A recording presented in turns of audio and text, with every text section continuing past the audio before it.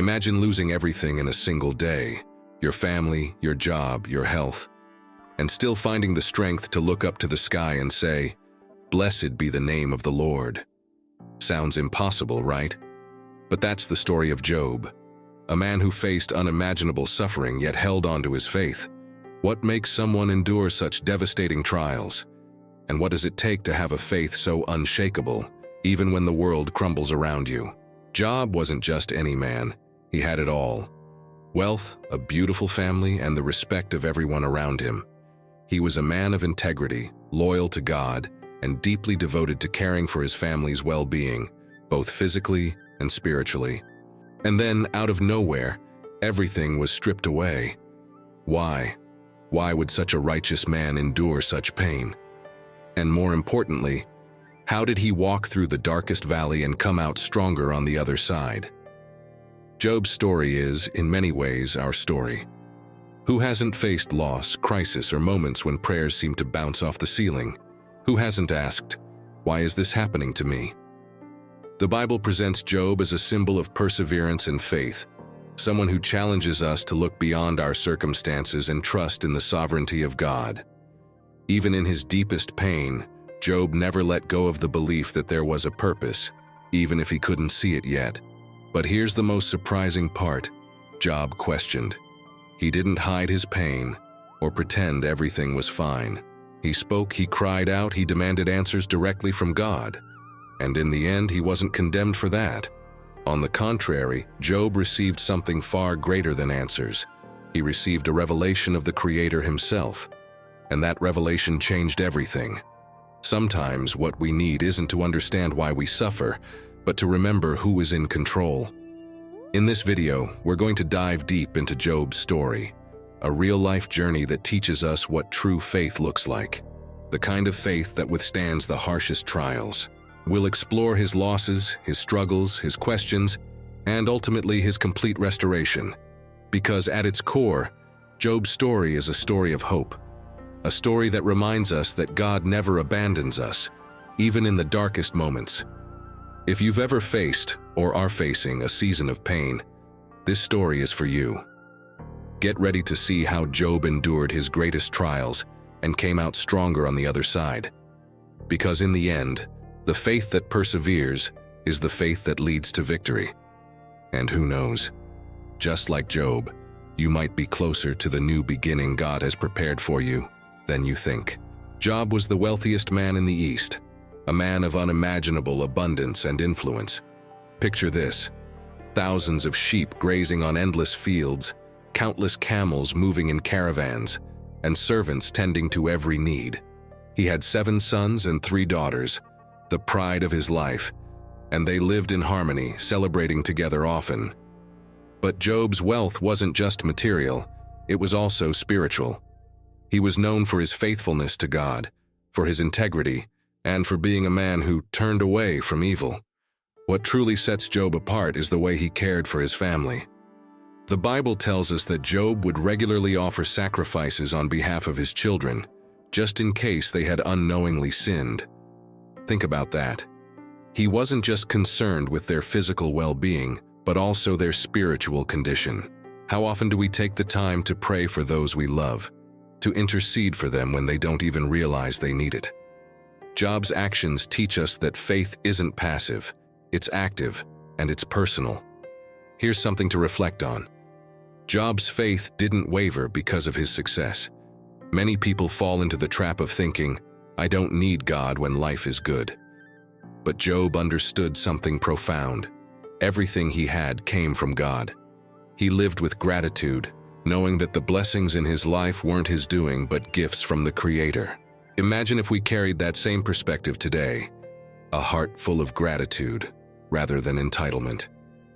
Now let's bring this closer to home. Success today might look like a thriving career, a beautiful family, or financial security. But Job reminds us that true success is when our relationship with God comes first. It's about living with integrity, even when no one's watching. It's about being faithful not just in prayer but also in action, praying for others, helping those in need, and staying humble, no matter how high we rise. Picture Job sitting at the head of a table, watching his children laugh and celebrate. He would quietly offer prayers for each of them, entrusting their lives to God. Isn't that a beautiful image? Job understood that life's blessings are precious but also fragile. He shows us that true wealth isn't just measured in possessions, but in faith, family, and a heart that's always turned toward God. But even the strongest faith can be tested. And for Job, the test would come with a force that no one could have anticipated. In one single day, the world he had built with love and devotion would come crashing down. The question is, what happens when the most faithful man on earth loses everything? Imagine a day that starts out just like any other. Clear skies, everything in its place, and life feeling perfectly under control. Now picture it all falling apart in the blink of an eye. That's what happened to Job. One after another, messengers arrived at his doorstep, each one bringing news worse than the last. First, the oxen and donkeys were stolen, and the servants tending them were killed. Then, fire fell from the sky and consumed all his sheep. And as if that wasn't enough, the Chaldeans raided and took his camels, leaving Job with nothing. But the final blow was yet to come. Another messenger arrived, breathless and trembling, to deliver the unthinkable. While Job's children were feasting together, a mighty wind swept in from the desert and collapsed the house. All 10 of his children, gone, just like that. Can you imagine the weight of that moment? One day, Job was the wealthiest man in the East, surrounded by his family and abundance. By nightfall, he had nothing left but ashes and grief. The Bible doesn't shy away from showing Job's pain. He tore his robe, shaved his head, and fell to the ground. But here's what makes Job so extraordinary. Instead of cursing God, he worshipped him. Job said, "The Lord gave and the Lord has taken away. Blessed be the name of the Lord." Now that's faith. How many of us could respond like that when everything we love is stripped away? Job's reaction wasn't denial, it was trust, a trust that went deeper than his circumstances. This part of Job's story challenges us to reflect on our own lives. What do we do when we lose something, or someone, precious to us? Loss comes in many forms. The death of a loved one, the loss of a job, a broken relationship, or shattered dreams. It's easy to feel like the ground beneath us has disappeared. But Job's example reminds us of a powerful truth. God is still God, even in our darkest moments. Worshipping Him doesn't mean ignoring our pain, it means trusting Him through it. Job didn't pretend he wasn't hurting. He grieved deeply and his actions reflected the intensity of his loss. But his heart remained steadfast. He knew that his blessings were gifts, not guarantees. That's a lesson worth remembering. Everything we have, our families, our careers, our health, is a blessing from God. And while loss is painful, it doesn't mean God has abandoned us. Sometimes the hardest moments are where He does His deepest work in us. Here's a thought. What would it take for you to worship God in the middle of your pain? Job's story teaches us that even when we don't understand, even when the pain feels unbearable, our faith can anchor us. It's not about ignoring the storm. It's about holding on to the one who's bigger than the storm. But Job's story doesn't stop here. His suffering was far from over. As if losing his wealth and family wasn't enough, Job would soon face a physical affliction so severe that it pushed him to the edge. The question is, would his faith endure, or would the weight of his suffering prove too much to bear? If you thought losing his wealth and children was the end of Job's suffering, you'd be mistaken. Just when it seemed things couldn't possibly get worse, Job's body was struck with painful sores from the soles of his feet to the top of his head. These weren't ordinary ailments, they were agonizing, disfiguring boils that left him unrecognizable. Job, once the most respected man in the East, now sat on the ground, scraping his wounds with a shard of pottery. He was left in ashes, physically broken, emotionally drained, and spiritually tested like never before. At this point, even Job's wife reached her breaking point. Seeing him in that condition, she blurted out, "Are you still holding on to your integrity? Curse God and die." Her words reveal the very human reaction to suffering, despair, It's easy to judge her, but imagine watching someone you love suffer with no relief in sight. She was grieving too. Sometimes when pain lingers, hopelessness can make us say things we don't mean. But Job refused to let despair win. He replied, "Shall we accept good from God and not trouble?" That's perspective. That's trust.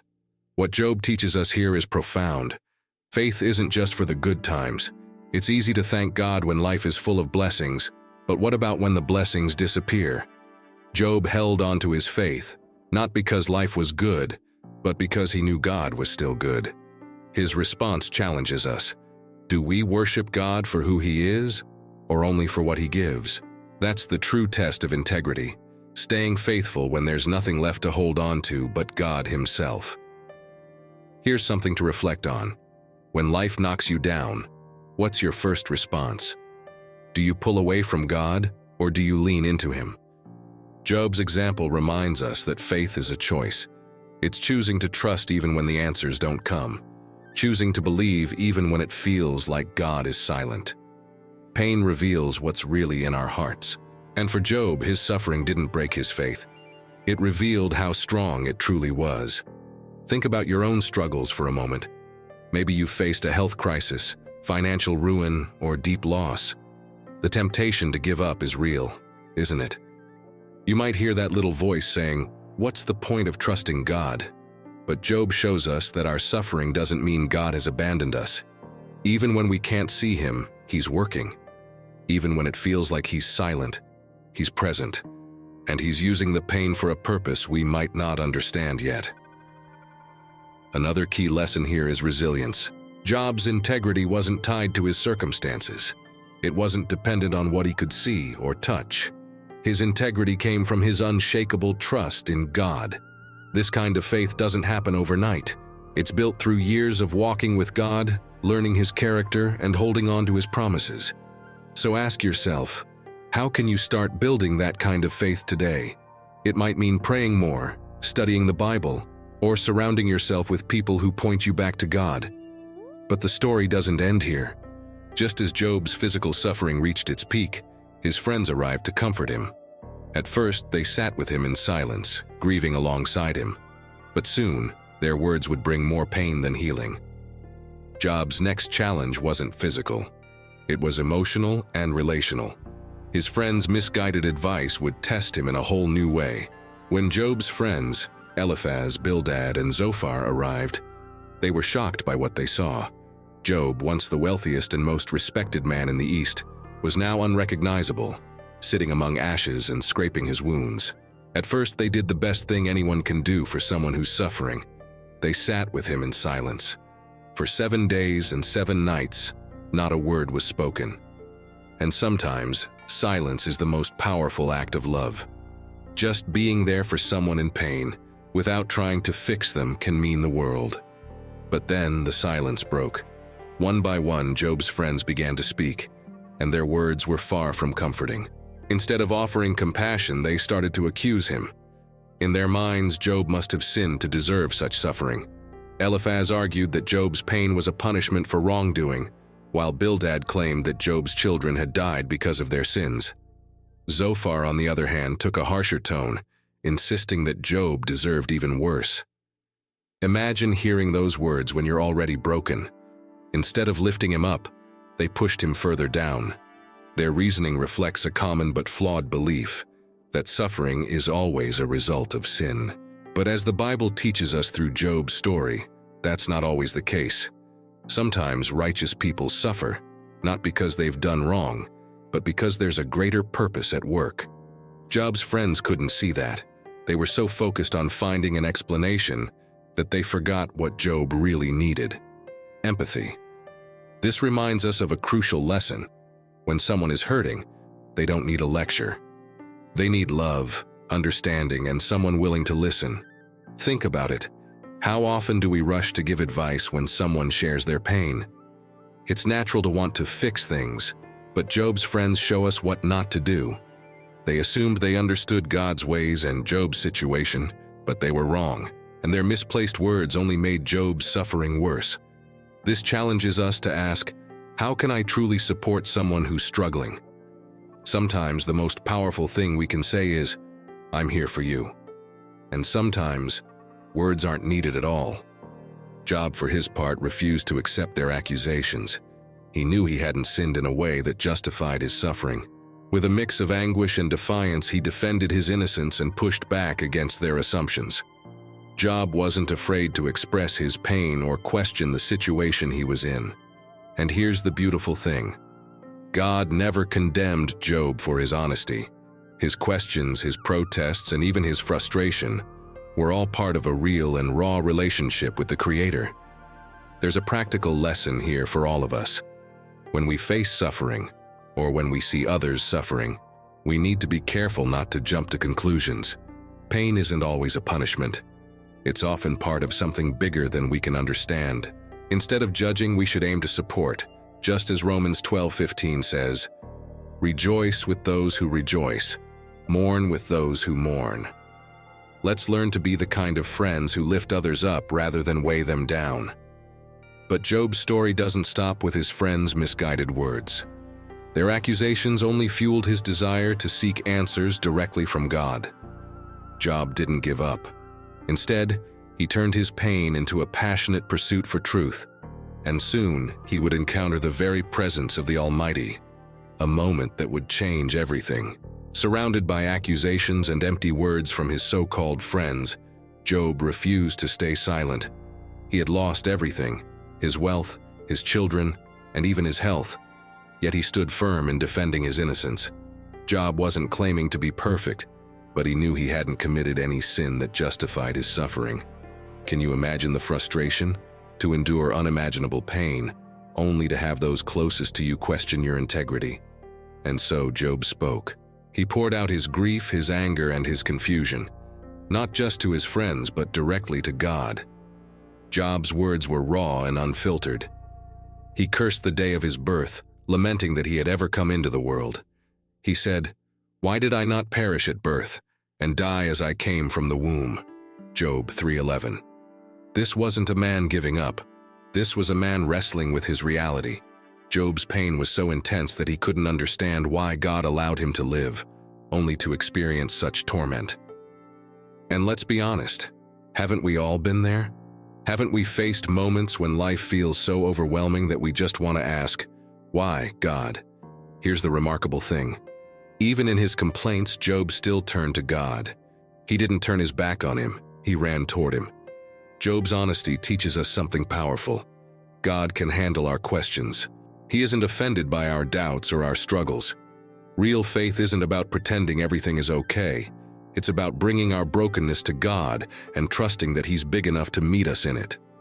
Job shows us that questioning God doesn't mean abandoning Him. Sometimes it's through the questions that we find deeper answers. But Job didn't stop there.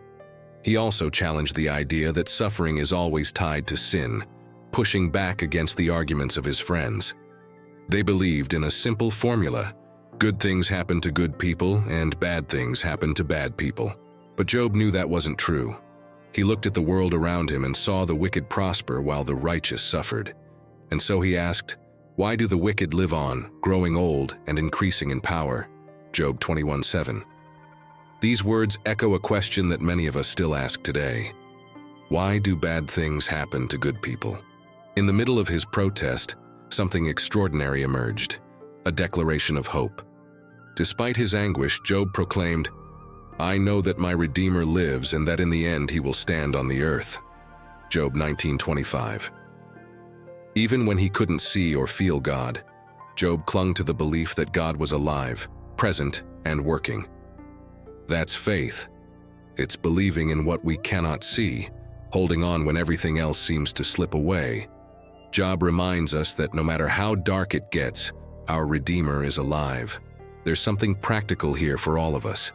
When life feels unfair, when the pain doesn't make sense, don't hide it. Take it to God. Cry out, ask questions, wrestle with the reality of your situation, just like Job did. God isn't afraid of our honesty. He desires real, raw relationships, not surface-level rituals. The process of wrestling with our struggles can actually strengthen our faith and bring us closer to Him.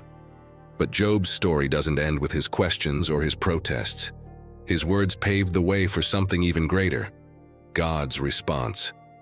Job had been crying out for answers, and soon the Creator of the universe would answer him in a way that Job and his friends could never have imagined. Job's questions would meet the voice of God himself, and everything would begin to shift. After all the pain, the questions, and the accusations from his friends, Job finally got what he had been crying out for. God spoke. But the way God responded was far beyond what Job, or anyone, could have expected. From the midst of a whirlwind, the voice of the Almighty thundered, asking Job a series of rhetorical questions that revealed the sheer magnitude of God's sovereignty.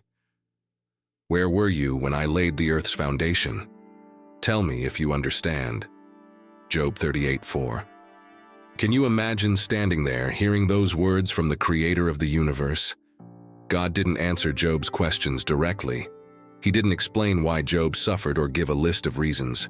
Instead, he revealed himself.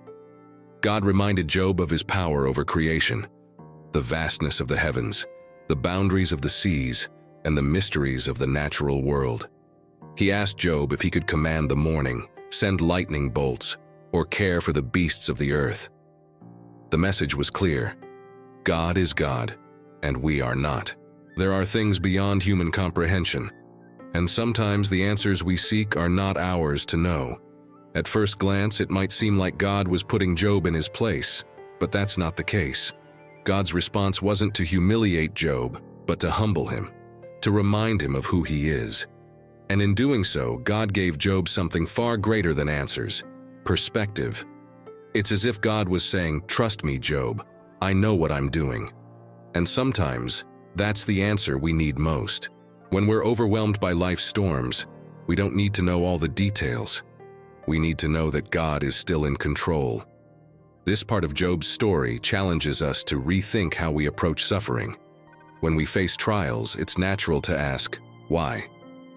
But what if the better question is, who? Who is in control?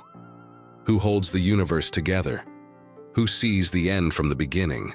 The answer is God, and He is bigger than any storm we face. Job's encounter with God shows us that His presence is enough. Even when we don't understand, we can trust that He's working for a purpose far greater than we can see. Job's response to God is both powerful and beautiful. He said, "My ears had heard of you, but now my eyes have seen you." Job 42:5. Job went from knowing about God to experiencing Him in a way that changed everything. His suffering wasn't wasted. It brought him into a deeper, more intimate relationship with the Creator. And isn't that what we all long for? To know that, even in our pain, God is near, and He is revealing Himself to us? There's a lesson here for all of us. God meets us in our pain. He may not give us the answers we want, but He gives us something far more valuable: His presence. And sometimes, that's all we need to keep going. When the world feels out of control, when life doesn't make sense, we can rest in the truth that God sees, God knows, and God cares. In the end, God's intervention didn't just silence Job's questions. It brought peace to his heart. He no longer needed all the answers because he had encountered the one who holds all things together. And that's the kind of faith that sustains us. Not one that demands to understand everything, but one that trusts God in the midst of uncertainty. But Job's story doesn't end here. After everything he endured, God was about to do something incredible. Job's faithfulness through the storm would lead to a season of restoration and blessing, a testimony to God's compassion, mercy, and ability to redeem even the darkest circumstances. After all the loss, suffering, and questions, Job's story took a remarkable turn. When Job humbled himself before God and acknowledged His sovereignty, something extraordinary happened. God restored his life. But here's the most beautiful part. Job's restoration wasn't just about getting back what he had lost. God blessed him twice as much as before. The man who once sat in ashes and despair was now surrounded by abundance, joy, and peace. The Bible tells us that God gave Job 14,000 sheep, 6,000 camels, 1,000 yoke of oxen, and 1,000 donkeys, double what he had before. But the blessings didn't stop there. Job was also given 7 more sons and 3 daughters, a new family to bring light and laughter back into his life. And here's an interesting detail. Job's daughters were described as the most beautiful women in the land. He even broke tradition by giving them an inheritance alongside their brothers, a reflection of Job's renewed perspective and generosity. This part of Job's story is a powerful reminder of God's compassion and ability to redeem even the darkest circumstances. Job's suffering wasn't wasted. Through it, his faith was refined, his relationship with God deepened, and his life was restored in ways he could never have imagined. It's a truth we all need to hear. God can take the ashes of our lives and turn them into something beautiful. No matter how broken we feel, no matter how hopeless things seem, God specializes in bringing restoration. But here's something worth noting. Job's restoration began when he prayed for his friends. Yes, the same friends who had accused him and added to his suffering. Instead of holding on to bitterness or resentment, Job chose to forgive and intercede for them. And it was in that act of grace that his breakthrough began. There's a lesson here for all of us. Sometimes, our healing comes when we let go of our hurt and choose to extend forgiveness. Unforgiveness holds us back, but grace sets us free. Think about this. Have you ever been in a situation where you thought, "This is it. I'll never recover from this"? Job's story proves otherwise. God is in the business of new beginnings. Restoration doesn't always look the way we expect, but it's always better than what we could imagine. Maybe you've lost a job, a relationship, or a dream. Maybe you feel like you're sitting in ashes, just like Job. Let his story remind you that with God, the story isn't over. He's still working, still restoring, and still blessing. Job's final years were filled with joy, peace, and abundance. He lived to see his children's children, and his days ended full of life and satisfaction. But more important than the double portion of blessings was the transformation that took place in Job's heart. He went from questioning God to encountering him. He went from despair to hope, and his story has inspired countless people for generations, proof that God can use even the hardest trials for his glory. As we close Job's journey, let's remember this. Suffering is never the end of the story. If you're in a season of pain, hold on to your faith. Trust that God sees you, hears you, and is working for your good. The same God who restored Job can restore you. Your breakthrough might be just around the corner. And with that, Job's story reminds us of one final truth. No matter what you're facing, God isn't finished with you yet. The ashes you're in today could be the foundation for something beautiful tomorrow. So there you have it, the story of Job. It's a powerful reminder that no matter how dark the valley may be, God never leaves us. Job lost everything, but his faith held firm, and in the end, he was restored and blessed beyond measure. And now, I've got to ask you, how are you handling the trials in your life? When the pain comes, do you draw closer to God, or do you pull away? Job's story shows us that suffering, as hard as it may be, can lead us to a deeper encounter with our Creator. Now, I want to hear from you. What did Job's story teach you today? Have you ever faced a moment when your faith was tested? Drop a comment below and share your experience, because your story might inspire and encourage someone who's going through their own struggles right now. Let's build a community that supports and uplifts one another, just like Job did when he prayed for his friends. If this message touched your heart and made you think, don't leave without hitting that like button, it helps the channel reach even more people. And if you're not subscribed yet, go ahead and click that subscribe button and turn on notifications. That way you won't miss any videos like this, filled with inspiring and transformative messages. Remember this, God is still writing your story just as he did for Job. The pain may feel like the end, but with God, it's only the beginning of something new. Your restoration might be closer than you think, so don't give up. Hold on to your faith and trust that, in his perfect timing, God will act. Thank you so much for watching. May Job's faith inspire you to keep going and keep believing. I'll see you in the next video. Stay strong because the best is yet to come. Until then, stay with God, and share this message with someone who needs to hear it today.